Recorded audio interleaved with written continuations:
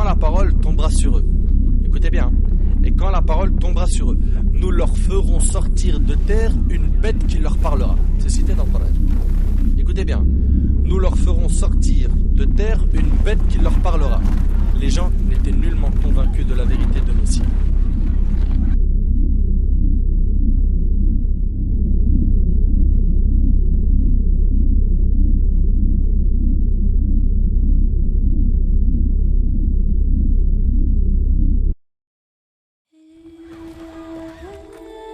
Ibn Kathir rahimahullah a dit, ce noble verset a cité l'apparition de la bête et que cela se produira lorsque les gens seront corrompus, qu'ils délaisseront les ordres d'Allah et qu'ils changeront la religion de vérité.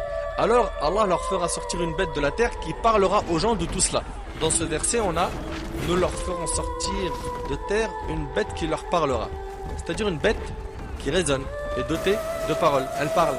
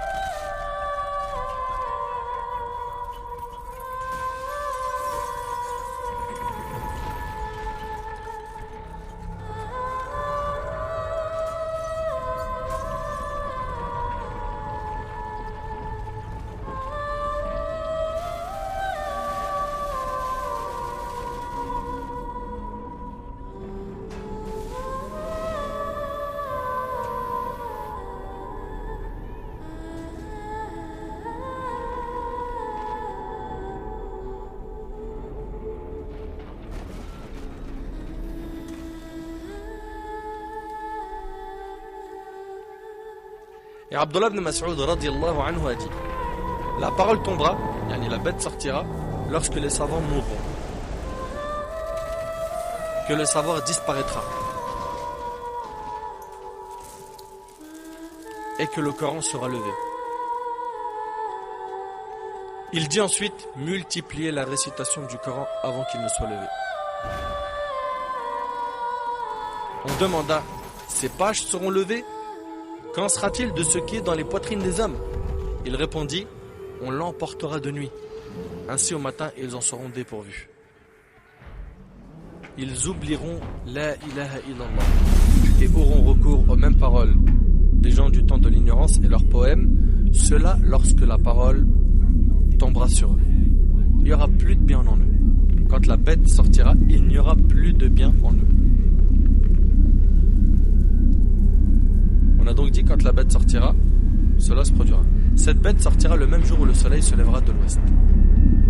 La preuve, Abdullah ibn Amr ibn al-As radiyallahu anhuma rapporte qu'il a entendu le messager d'Allah alayhi salatu wassalam dire, le premier signe de l'heure qui se manifestera sera le lever du soleil de son couchant de l'ouest et la bête de la terre dans la matinée. Et la bête de la terre dans la matinée.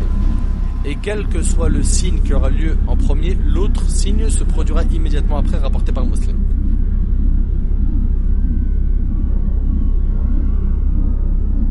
Cette bête va donc parler aux gens pour leur dire que les gens ne croyaient pas au verset d'Allah.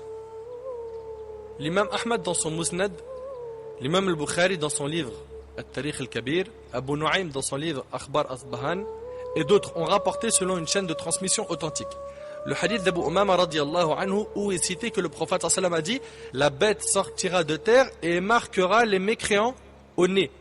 Rappelez-vous que la porte du repentir sera fermée. À ce moment-là, les musulmans sont connus, les kofars sont connus. Elle marquera les mécréants à leur nez.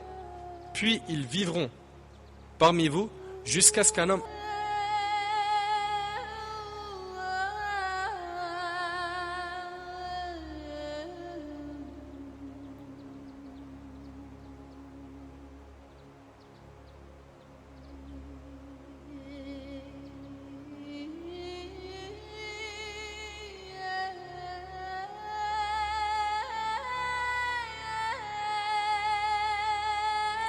De quelle espèce est la bête issue de la terre?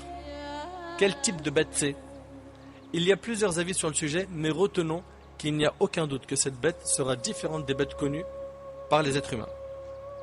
car entre autres, elle s'adressera à eux et leur parlera. D'accord? C'est ce qu'il faut retenir. Après, cette bête, elle est comment exactement? Il y a pas mal de divergences. Un premier avis qui dit qu'il s'agit du petit de la chamelle de Saleh. Hein, c'est ce qu'a dit l'imam al-Qurtubi rahimahullah. D'autres ont dit c'est l'espionne dans le hadith de Tamim al-Dari qu'on avait vu pour le Messie Dajjal, hein, l'espionne. D'autres avis disent que c'est un serpent dominant le mur de la Kaaba. D'autres avis disent que la bête est un être humain qui débat et discute avec les innovateurs. D'autres avis disent que la bête est un terme générique qui désigne tout ce qui marche sur terre, hein. Elle n'est pas un animal. Enfin, ce qu'il faudra retenir c'est quoi? C'est que c'est une bête. C'est une bête. Allahu a'lam, comment elle sera exactement. C'est une bête qui parlera aux gens, qui les blâmera et qui leur dira que les gens en fait n'avaient pas cru au verset d'Allah. Elle dira aux gens que les gens ne croyaient pas au verset d'Allah subhanahu wa ta'ala. Après, pour ce qui est de l'endroit où elle apparaîtra, il a été rapporté dans la sunna qu'elle sortira de la Mecque et il a été dit autre chose. D'accord? Puis apparaîtra par la suite la fumée. Ad-Dukhan. La fumée qui saisira les voies respiratoires des mécréants, tandis que les croyants seront atteints par un semblant de rhume. Cette fumée, Allah tabaraka wa ta'ala en parle dans le Coran. Allah tabaraka wa ta'ala a dit dans Surat Ad-Dukhan, Surat 44, versets 10 et 11, eh bien, attends le jour où le ciel apportera une fumée visible qui couvrira les gens. Ce sera un châtiment douloureux. Ce sera un châtiment douloureux. Abu Malik al-Ash'ari radiyallahu anhu rapporte que le prophète sallallahu alayhi wa sallam a dit: votre Seigneur vous met en garde contre trois choses. La fumée qui prendra le croyant comme un rhume et qui prendra le mécréant qui gonflera jusqu'à ce qu'elle sorte de ses oreilles. Une fumée qui fait peur. Les gens à cette époque-là, imaginez-vous, il y a le soleil qui apparaît de l'ouest, alors qu'il n'avait pas apparu, imaginez-vous, après Dhuhr et Asr, un jour complet où ils n'ont pas eu de soleil. Puis après, ils ont une bête qui leur parle et qui les blâme et qui marque le nez des mécréants. Puis après, ils ont une fumée qui fait peur. Et puis, elle prendra le croyant comme un rhume et elle prendra le mécréant qui gonflera jusqu'à ce qu'elle sorte de ses oreilles. Dans le hadith, on a: votre Seigneur vous met en garde contre trois choses. Un, la fumée. Le deuxième est la bête. Et le troisième est le faux métier. Et ça, c'est ce qu'on a dans Tafsir al-Tabari et Tafsir Ibn Kathir. Ibn Kathir, rahimahullah, il dit que la chaîne de transmission est bonne. Ibn Hajar, rahimahullah, cita la version de Tabari d'après Abu Malik et Ibn Omar, puis dit les deux chaînes de transmission sont très faibles, mais la convergence de ces hadiths indique que cela a une source, voire Fath al-Bari, et c'est aussi rapporté par Al-Tabarani avec une chaîne de transmission qui est bonne. Al-Qurtubi, rahimahullah, dit, Mujahid, rahimahullah, a dit, Ibn Mas'ud, radiyallahu anhu, disait: il y a deux fumées dont l'une est apparue, et celle qui reste remplira l'espace entre le ciel et la terre. Le croyant n'en ressentira qu'une sorte de rhume, tandis que pour le mécréant, elle transpercera ses oreilles. Ça, c'est dans Tafkira. Puis après cela, un vent prendra l'âme des croyants. D'après Abu Hurayra, radiyallahu anhu, le prophète, alayhi salatu wassalam, a dit: Allah enverra un vent provenant du Yémen, plus doux que la soie, qui prendra l'âme de toute personne ayant dans le cœur le poids d'un atome de foi.